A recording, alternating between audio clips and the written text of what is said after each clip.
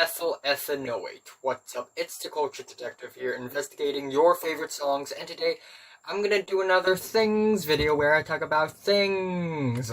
So, yes, I am still using my new phone. I'm never gonna be using that phone again because it's died of cancer. Rest in peace. But I'll talk about some of the songs released in the past few weeks, and I'm gonna be categorizing them in the middle, the best songs, and the worst songs. And I'm also gonna be talking about some other things as well. So I'm gonna start off with the songs. Man, it's like a party outside. So I'm gonna start off with the songs that I think are not that great, nor are they that bad. They're just kind of in the middle. Starting off, unfortunately, with Baroness. Throw Me in Anger is the title of the track, and I am super duper anticipated for their next album, which is apparently the Orange album, because their last album, Purple, is pretty fantastic in my opinion. A lot of amazing, epic, heroic, feel-good stoner metal bangers, but in this case, while it does feel like it's a catchy metal banger, it doesn't quite have the aggression and the epicness that I normally would love about Baroness's music. So, yeah. And then up next we have another track from Biba Doobie with the track Disappear. It's not bad, but at the same time, it's a pretty forgettable R&B chamber pop track that's just really mellow. Yeah. The Black Keys has a new track titled Go with a pretty funny music video. However, not a huge fan of the track. It doesn't quite have the swag and the charisma that a lot of the old Black Keys songs have, like Gold on the Ceiling or friggin' Everlasting Light. Yeah, Brothers is an amazing album. But yeah, I don't know. This track, it's just kind of drab. It's just kind of drab instrumentally and musically. And then up next we have a Bree Runway with 2 On, which is essentially a really energetic banger, and that's pretty much the extent of it. I love the energy of the track. I love the delivery. The performance is amazing, but the beat is just, in my opinion, just, kinda in the norm. And then we have Carly Rae Jepsen coming out with a new track. I may or may not review Carly Rae Jepsen's new album. I think I will. Yeah, I think I will. But yeah, this track is one of the less eventful tracks off of her latest album, and it's not that catchy. It's not that bright. It's just this deep cut track that's pretty mellow, pretty low key. And Chance the Rapper has a new track titled Groceries featuring Tissa Korean and Murda Beats, and it's a pretty run of the mill, sort of middle of the road track. That's just kind of fun, and that's it. And I guess that's pretty much the purpose of the track. It's nothing all that grand or nothing all that ambitious or anything. Anyway, Charlie XCX with Blame It On Your Love featuring Lizzo. I think the song is pretty catchy, I guess. And I think Charlie XCX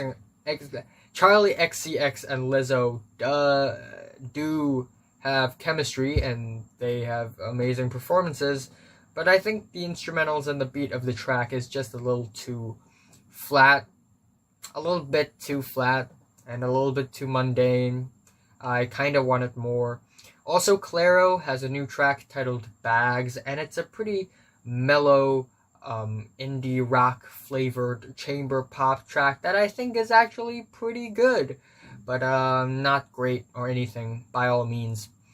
And then up next we have a new track from Denzel Curry. It's titled Ricky, and it is an energetic trap banger, and that is pretty much the extent of it. Again, Denzel Curry is still one of the best rappers of our generation. Amazing performance, amazing delivery, amazing flow. It's just that the beat doesn't have anything special to offer. And also kind of disappointed at the new Flying Lotus track, More, featuring none other than Anderson .Paak. And it's not that colorful or tasteful of a track. It's pretty bland, pretty flat, and I was kind of underwhelmed. And then up next, Idols with a post-album B-side single, Mercedes Marxist is the track. And it's, I could definitely see why it didn't end up on Joy as an act of resistance. Instrumentally, it's way more, scarce, it's way more dry, but I still love the aggression and the passion in the performances. And then up next, Joyner Lucas and Logic comes together, with a new track titled ISIS, because, you know, the more controversial their songs get, the more famous they get. So the song title is literally ISIS. So everyone watching was like, whoa, ISIS, whoa, whoa. Yeah, the beat is just really generic, really forgettable. The performances are amazing as always. They're not mumble rappers and they rap really fast. They got skills. That's okay. But I guess other than their fast, hippity hip hop rapping, there isn't really much to offer. The beat is just pretty normal. You know, if you go into a rap song only because you want to listen to people rapping really fast and rhyming really fast, you know, you're missing the point. You're missing the point. And then up next, Kayit. I don't know how to pronounce that name, but Kayit. With Miss Shiny, and it's a pretty average, predictable R&B track. And it sounds super normal. And Lana Del Rey has a Sublime cover, Doin' Time, it's the title. And it's okay. It's okay. It's still pretty dreamy. Yeah, that's it. And Lingua Ignota with the track Butcher of the World, and it's a really weird, abstract, drony, sort of post-hardcore track, and I don't really know how to feel about it, because instrumentally speaking, it's not that satisfying of a track. It feels like a huge part of the track is being missed out, but I guess I still kind of enjoy the overall sentiment of the track. Let's see, Lewis Cole has a short new song titled Money, and it's just okay.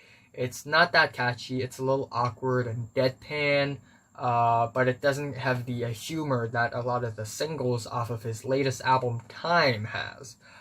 And Mark Ronson and Yebba comes together with Don't Leave Me Lonely, and it's pretty generic, pretty average, pretty forgettable. Production is nice. Remo Drive has a new single titled Around the Sun, and as always, it's pretty passionate and youthful, but it doesn't quite have the aggression factor that I really love in their last album, Greatest Hits. So yeah, and it's less catchy, a little bit more drab. Slipknot, speaking of drab, Slipknot with Unsainted. Again, you know, just great performances, but I guess they kind of painted themselves in a corner, and now they're making the same songs over and over again. And Unsainted is your average Slipknot song, you know. Titus Andronicus with Tumult Around the World. It's a really fun, driving, compelling alt-rock track. And, you know, I actually really want to put this in the best song section. But I guess I kind of wanted more from it.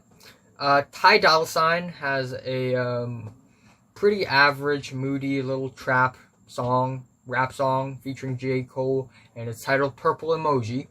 And Suicide Boys has a new track titled Aliens Are Ghosts, and it samples the needle drop, aka Anthony Fantano of anyone, and it's okay.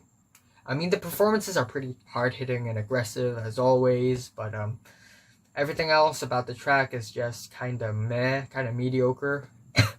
Violent Femmes, or Violent Femme, sorry.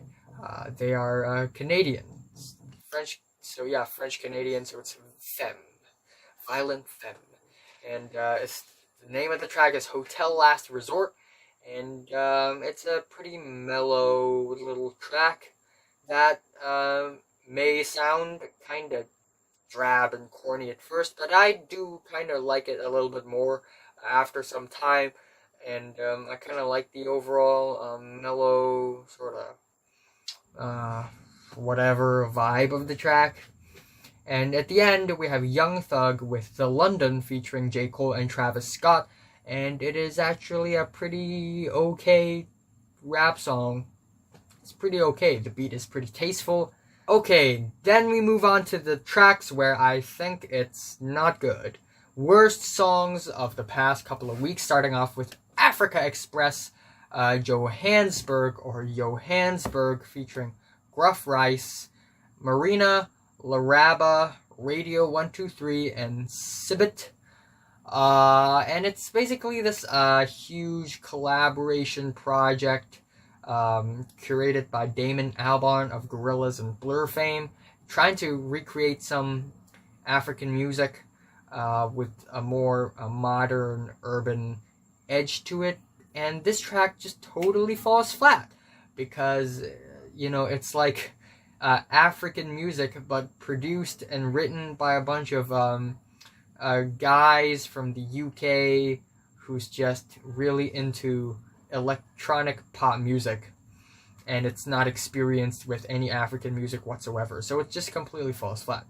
Alex Cameron with Miami Memory, unfortunately I have to put his track down here. Yeah,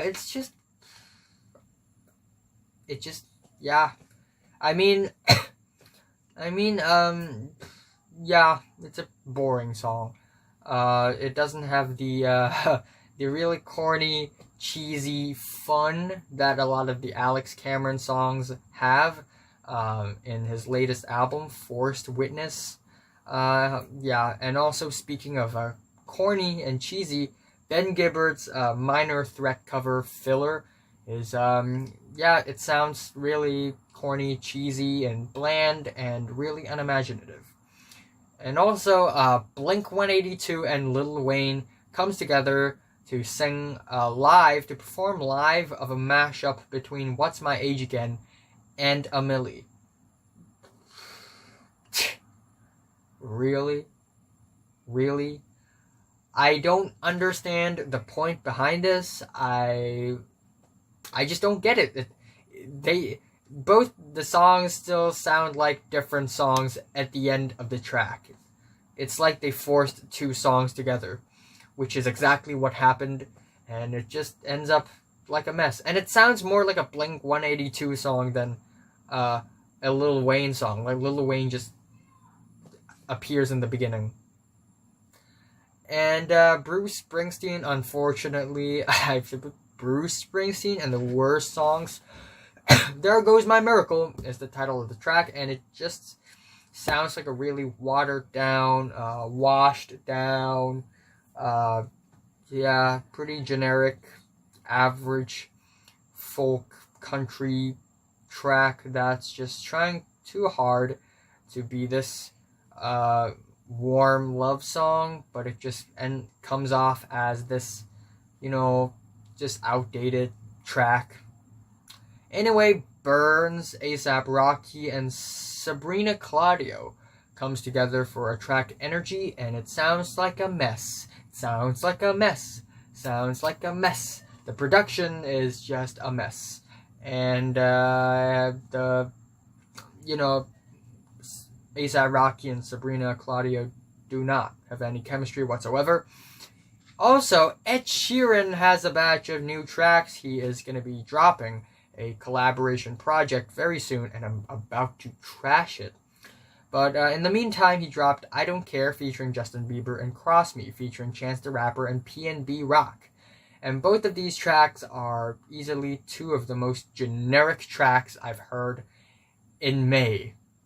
It's just super generic, so cliche, and the Justin Bieber track is so bland.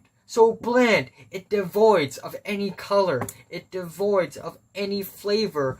And the music video, I kind of understand, like, it's like this funny, dumb, lazy music video thing, but it just comes off as unprofessional. It just, And anyway, other than that, The Hives with the track I'm Alive, and it's pretty bland garage rock track with some of the most synthetic and fake and unnatural vocals I've heard. And Iggy Azalea has a new track titled Started. Need I say more? Immediately in the worst tracks. Never had Iggy Azalea ended up in the middle or in the best tracks. Also, unfortunately, I have to put Mac DeMarco down here with Here Comes the Cowboy title track and On the Square. Both of these tracks are just so mellow, so dry, so drab. It's like he just ran out of ideas on writing songs, but he wants to make music, so he just churns out a couple of tracks. And also, Madonna trying extremely hard to appeal to millennials decided to collaborate with Sway Lee for the track Crave and with Quavo for the track Future. What? Madonna should collaborate with Future for a track with the title Quavo. Anyway, these two tracks suck. Yeah, it's just also very generic, also very bland as well. But it's just downright cringy and dumbed down because Madonna is just trying so hard to write watered down pop music for the lowest common denominator audience, and it just sucks. Passion Pit and Galantis with the track I Found You, and it's your average obnoxious EDM pop track. Sebadoh with Sunshine, instrumentally it's pretty good, but it's still also a very boring track with some very sleepy and cumbersome vocals. Tom Green has a track called I Wanna Be Friends with Drake, and it's intentionally bad. Okay, and indeed it's bad. It's all thick auto-tune over some normal type beat. And he's a comedian, so not a musician, so it's like, Also, unfortunately, I have to put YG down here with the track Do Not Disturb featuring Kamaya and G-Eazy. It's just sad that he had turned to this lowest common denominator, generic rap music thing. And with a pretty dumb beat as well. Also, unfortunately, at the end, I have to put the A Whole New World cover from Zayn Malik and Xavier Ward. And it's a pretty boring cover of A Whole New World. And it's also super duper awkward because they're trying to like slip in some like trendy modern trap production into the song, but they don't want to do it completely, so they just do it like a little bit. And it just it doesn't work, man. It doesn't work. Great news though, I'm gonna be talking about best songs. Notice how the lighting changed. Bill Callahan with Ballad of the Hulk. He dropped 6 songs, and I think this one is the best. And it's a pretty mellow, folky track, except it has style, it has charisma, it has its really funny and witty moments. So that's why Bill Callahan is up here, and Mac DeMarco is down there. unfortunately. Look, man, I like Mac DeMarco. He's a down-to-earth guy, and the song My Kind of Woman is one of the best of the decade, but, oh, come on, man, really? Up next, Black Midi has a new track titled Talking Heads, and it's a super disorienting, dizzying, psychedelic rock track that's pretty exciting. Yeah. Black Mountain has a track titled License to Drive, and it's a pretty rock solid track. Rock solid because it's like a progressive rock track with some pretty amazing guitar riffs and drum patterns. Also, Denzel Curry with the track Speedboat. Not only is this a trap banger, but the beat is also pretty special because it has this really nice cutting-edge futuristic vibe to it that's kind of flavorful. And the production of the track overall just has this nice, reverby, cool, chill vibe that I really, really love. So, great track. DJ Premier headlines featuring Westside, Gunn, Conway, and Benny. And it's amazing beat, amazing performances, solid rap song overall. And yeah, it just sounds like a really high quality, really well produced, and really interesting rap song. Esther Rose with Only Loving You, and it is very cute, very catchy country pop track. More pop, indie pop. It's super duper cute, yeah. And it's super lovely, super jivey, super optimistic, and I love it from start to finish. Ezra Furman has a new track titled Calm Down, aka I Should Not Be Alone. I should not be alone. I should not. I'm serious. I should not. And it's pretty sassy. Pretty sassy, catchy, and well performed, and pretty groovy garage rock tune, singer-songwriter. I'm pretty happy about the new Flying Lotus reprise of Black Balloons featuring Denzel Curry. I think the beat and the instrumentals of the track are actually super imaginative, creative, interesting, and well produced. They also give off this really nice, vibe where it's just a little weird, a little eerie almost, but also really catchy and nice, and brings a whole new flavor to Black Balloons, which is already one of my favorite tracks in 2018.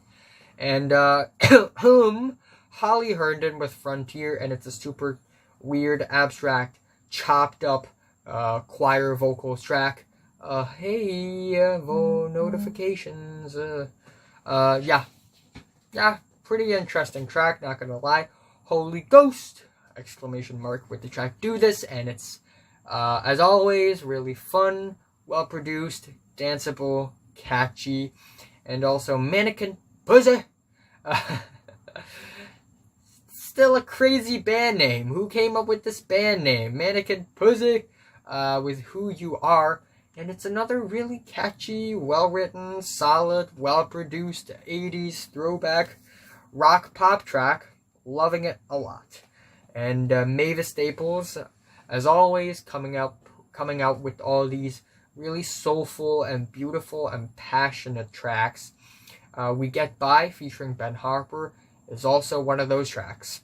Also, we have Men I Trust with Norton Commander, and it's a dream pop track that's super reverby and dense, and while instrumentally it's not all that special, I think the vocals just make the track way more lighthearted, way more soft and pillowy, and I just love the texture and the overall style of the track.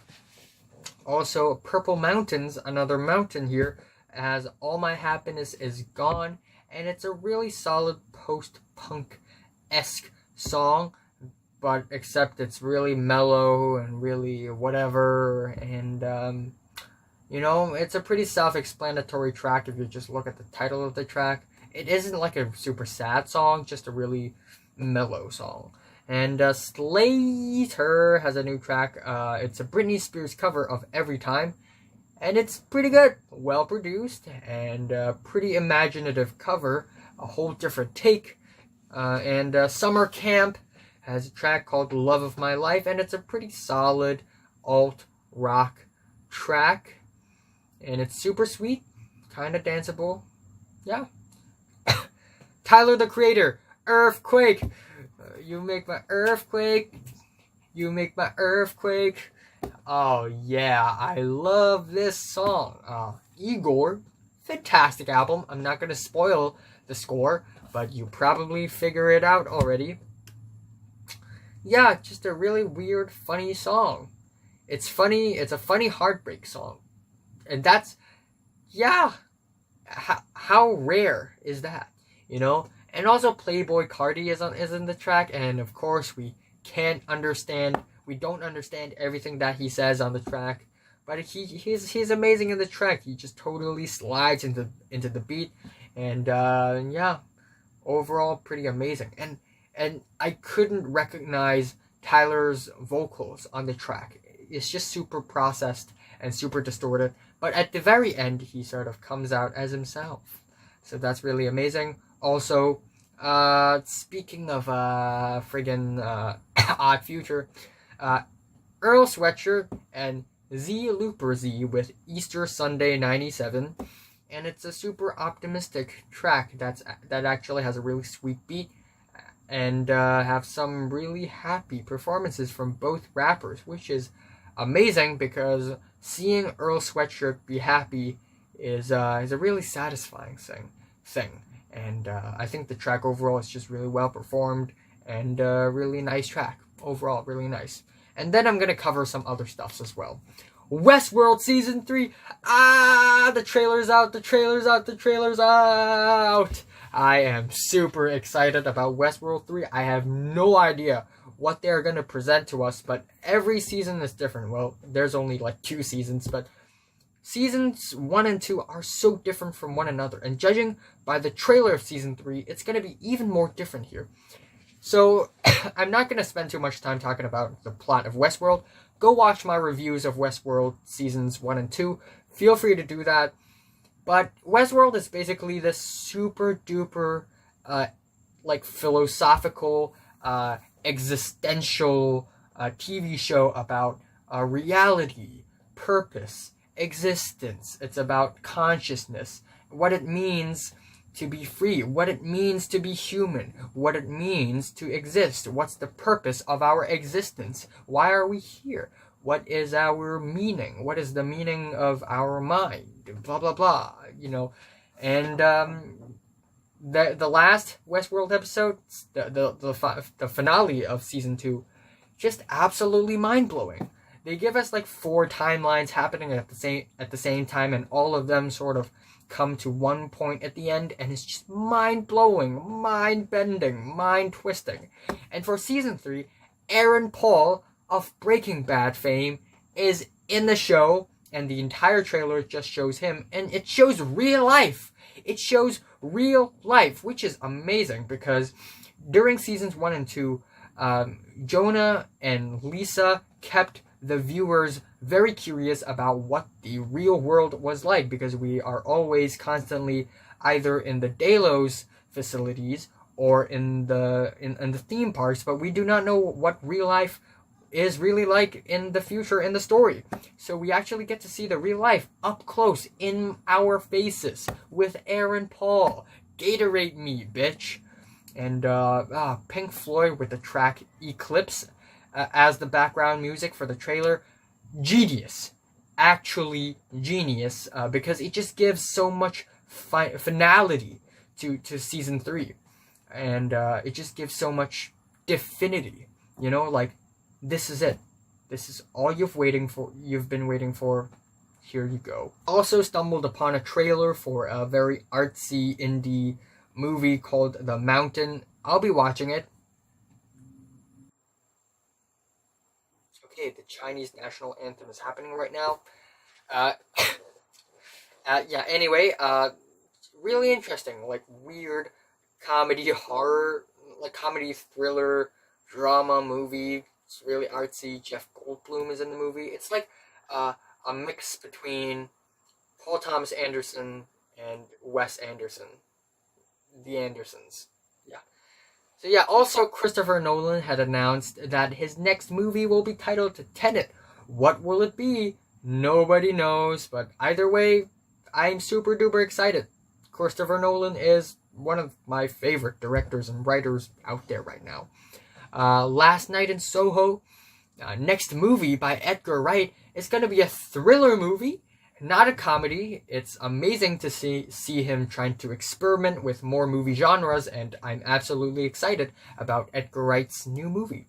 Also, Cannes Film Festival is happening. Actually happened, and Quentin Tarantino presented his movie Once Upon a Time in Hollywood, and it got a standing ovation. Pretty cringy, I know, but people around the internet are saying that it's an amazing movie, it's a great movie, it's a fantastic movie, so I really, really, really, really, really want to watch it. And also at the end, bad news, because Game of Thrones Season 8 had ended. Game of Thrones, the TV show, is over. And, yeah, it's a pretty disappointing finale, not gonna lie. Even though, unpopular opinion, I do kind of like the penultimate episode.